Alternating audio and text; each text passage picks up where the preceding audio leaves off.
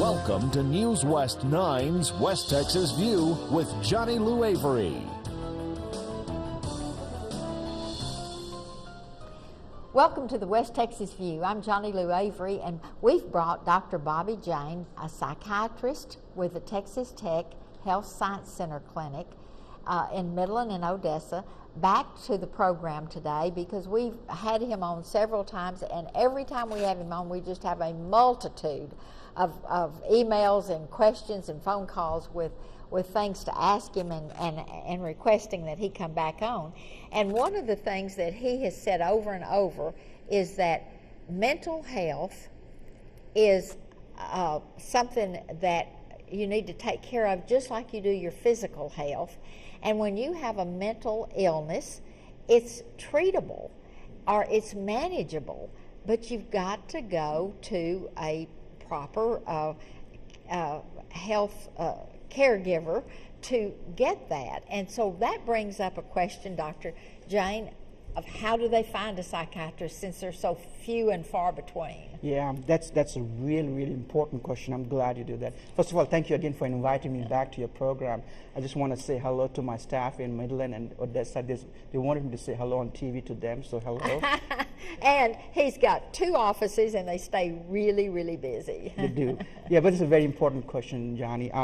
First of all, there is scarcity of psychiatrists. We have nationally, not just in West Texas, there's a national shortage, and there's even much more shortage of folks who specialize in, say, child psychiatry or in geriatric psychiatry or like forensic or addiction psychiatry. So overall there's shortage and it's difficult to get them. So what I would say that because it's difficult to get to see a psychiatrist, we should not wait for so long to see a psychiatrist.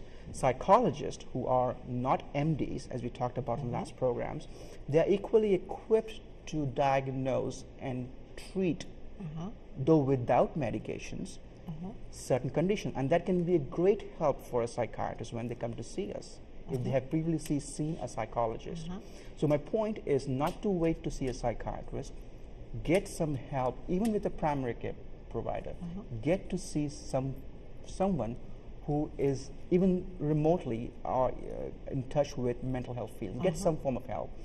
People who have insurances, they can contact. If you go to your insurance card, they have on the back of the card, there is a 1-800 number where you can make a phone call and they can ask to send a list of providers in the network within 5 miles, 10 miles, 25 miles radius. Or they have a website where you can go in there and then you can click in where the nearest provider is. So it's very important. Now we do see patients, as I mentioned last time, we do see patients out of network or who pay out of pocket.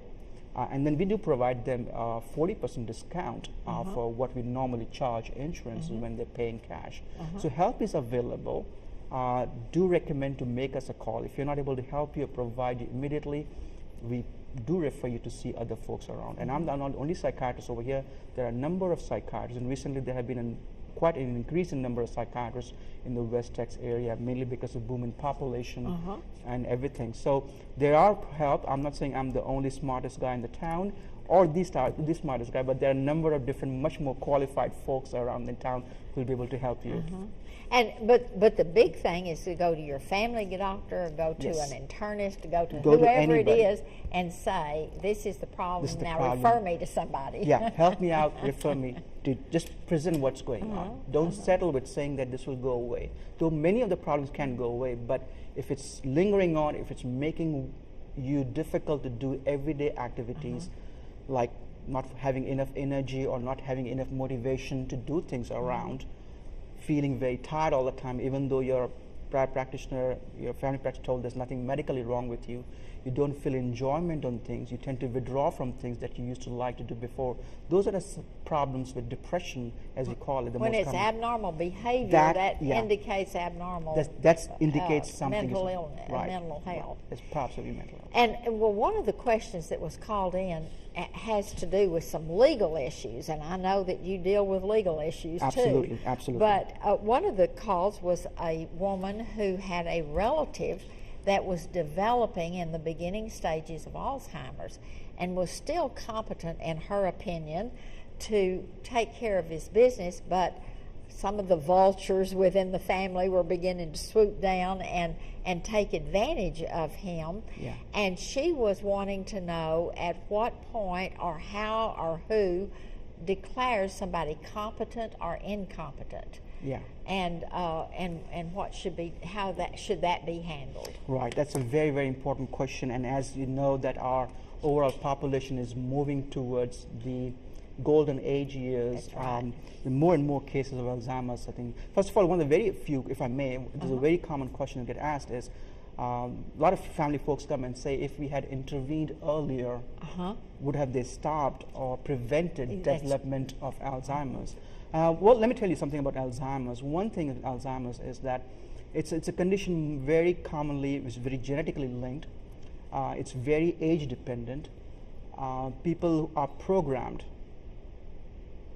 to develop Alzheimer's given certain situations. So yes, well, it cannot be prevented, but early intervention will slow down the progress of deterioration.